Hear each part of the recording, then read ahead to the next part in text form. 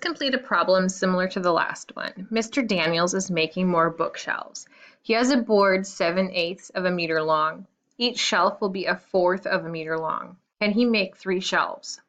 Again, identifying the dividend, divisor, quotient, and remainder, writing the problem as a division problem, and then writing the final solution in a sentence. We ask how many 1/4 can fit into 7/8. So 7/8 is our dividend, and we're dividing them by 1/4. So 7/8 divided by 1/4. We need to have that common denominator again. So 1/4 we know is the same as 2/8. 2/8 can fit into 7/8, 7.5 times, 7 1/2 times, or 3.5. Mr. Daniels can make 3 shelves. There will be enough wood for half of a shelf left over. So the quotient is 3.5, which is the solution, and the remainder of that quotient is 1/2. Division and multiplication are connected by the multiplicative inverse. Let's make sense of fraction division using multiplication and the multiplicative inverse. Use each digit once to complete each equation. Justify your solution. So we have division and multiplication to 5, 6. The only digits we can use are 2, 3, 4, and 5. I know that with multiplication, what we've learned is we move right straight across. So I see that to get to the denominator of 6, we could take 2 times 3. However, there isn't a combination of numbers that we have where we would get something times something else to get 5. So there is no combo of numbers that will multiply to 6 and multiply to 5 at the same time. So what we could do is write equivalent fractions. So 5 6 we know is the same as 10 12. Let's see if we can't make something work now. We can use 4 times 3 to get 12 and 2 times 5 to get 10. So we also can use the multiplication equation to now complete the division equation. We will keep the same dividend of 2/4, except multiplying by 5/3 is equivalent to dividing by the multiplicative inverse. So the multiplicative inverse of 5/3 is 3/5. We can justify this because 2/4 divided by 3/5, finding the common denominator of 10/20 divided by 12/20 is equal to 10/12, taking our numerators and dividing them, or 5 6, which is our original number. 3/5 and 5/3, so dividing by 3/5 and multiplying by 5/3 is the multiplicative inverse. Multiplying is equivalent to dividing by the multiplicative inverse. So let's find the quotient. 4/5 divided by 3/7, which we know using the multiplicative inverse that 4/5 is the same as 7/3, which is the same as 28/15, and 15 can go into 28 one whole time with 13 left over. We can check using our common denominators. So 4/5 divided by 3/7, the common denominator would be 35.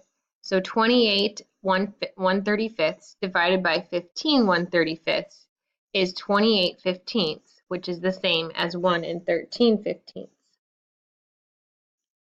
Homework.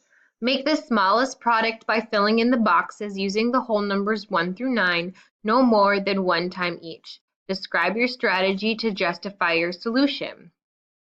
So it looks like we're creating multiplication of decimals. And then make the largest quotient by filling in the boxes using the whole numbers 1 through 9, no more than 1 time each. Describe your strategy to justify your solution. Scan and upload your work to the Fill the Boxes discussion board. Respond to 2 different classmates' strategies on how they determined or how they justified their answer. We will use factors of 2 given numbers to find the least common multiple. We're making breakfast biscuits with 1 egg and 1 sausage on each biscuit. Sausage patties come in packs of 10 and eggs are sold by the dozen. How many biscuits will we need to make to not have any leftovers? Make sure not to break any eggs. We need to find the least common multiple of 10 and 12. So to do that, we will write the multiples of 10 and 12. So I started with 10. 10, 20, 30, 40, 50, 60, 70. The multiples of 12 are 12, 24, 36, 48, 60, and 72. I see that the smallest one that they have in common is 60. So we will need 60 sausages and 60 eggs, which is 5 dozen, to make equal amounts of biscuits with no leftovers. We are setting up chairs and Mr. Lee wants 2 sections, one with 35 chairs and one with 42 chairs. He wants the same number of chairs in each row for both sections. How many chairs will be in each row? It seems here we need to find the greatest common factor of 35 and 42. So I write down all the different factors of 35.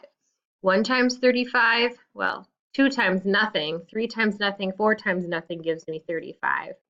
5 times 7, 6 times nothing, and 7 times 5. 7 times 5 is a repeat of 5 times 7, which means we can stop. So the factors of 35 are 1, 5, 7, and 35, written from least to greatest. I'll do the same with 42.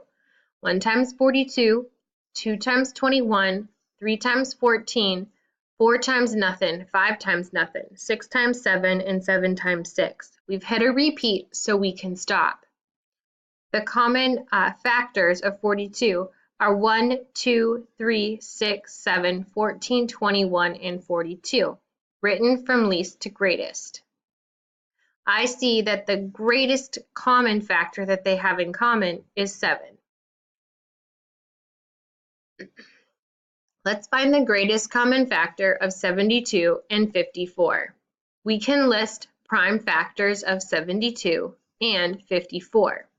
So 54 divided by 2 is 2 times 27, but we're not all in prime factors yet because 27 is the same as 3 times 9.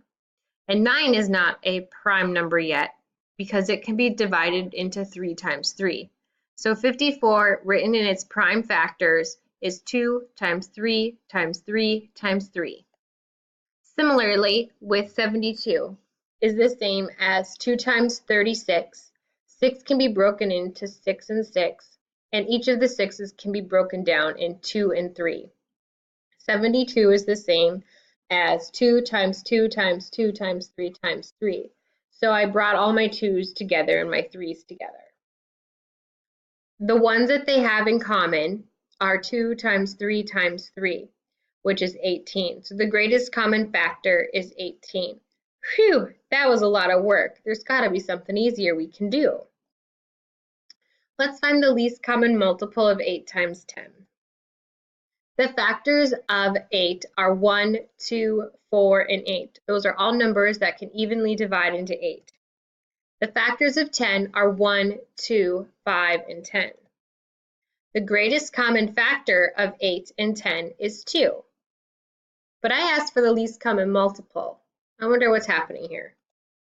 The product of our numbers is 8 times 10, which is 80.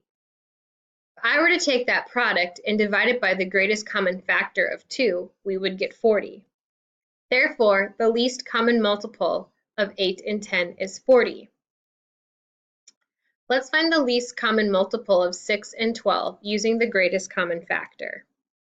Factors of 6 are 1, 2, 3, and 6. Factors of 12 are 1, 2, 3, 4, 6, and 12. The greatest common factor of 6 and 12 is 6. The product of our numbers, 6 times 12, divided by the greatest common factor. 6 times 12 is 72, and 72 divided by 6 is 12. Therefore, the least common multiple is 12.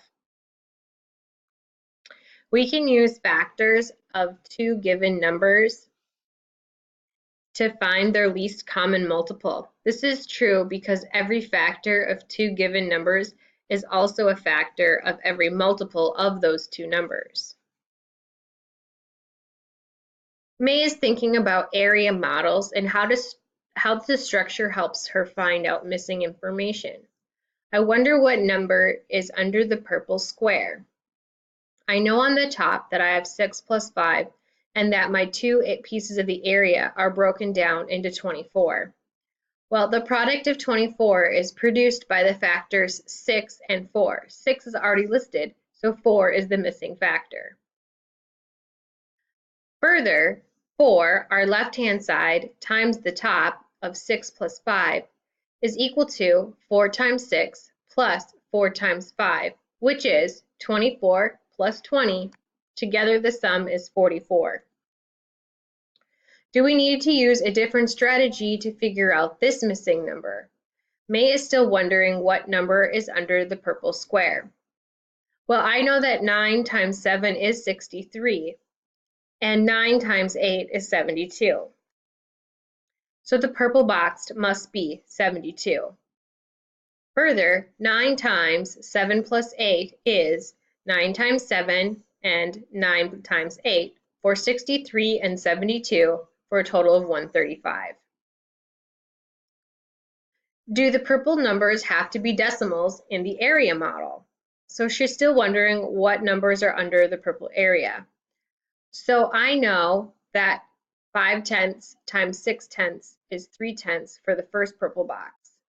Therefore, 5/10 times 7/10 is 35/100 for the second purple box.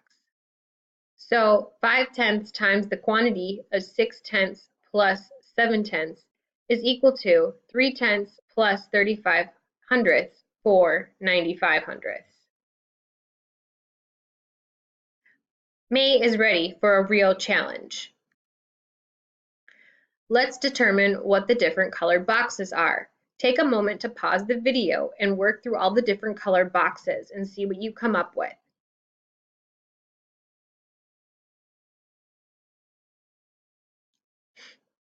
I get 24 times 13 for 312. 24 times 7 to get 168, so our purple boxes are completed. I asked what times 7/10 gives me 42/100, which is 6/10.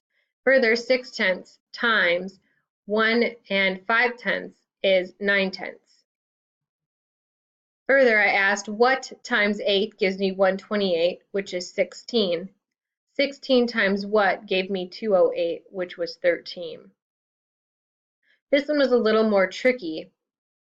I first thought about all the different numbers that divided into 39, which were 3 and 13. Then I compared if any one of those numbers went into 26. 13 did, so I knew that 13 had to be my left-hand number. So 13 times 3 is 39. 13 times 5 gave me 65, and 13 times 2 gave me 26. The greatest common factor can be used to write equivalent expressions to solve problems. We can write equivalent expressions using the greatest common factor and the distributive property. The number line can show both distance and direction. The sets of positive and negative numbers exist in opposite directions from 0. The table shows 3 different transactions Ashley made at the bank. Represent these transactions on a number line. So now our number line moves left and we are now getting negative. If I withdrew $2, that would mean I would be subtracting $2 from my account. If I were depositing $9, that would mean I would be adding money to my account. And finally, if I were to withdraw money or withdraw $5, I would be subtracting $5 from my account.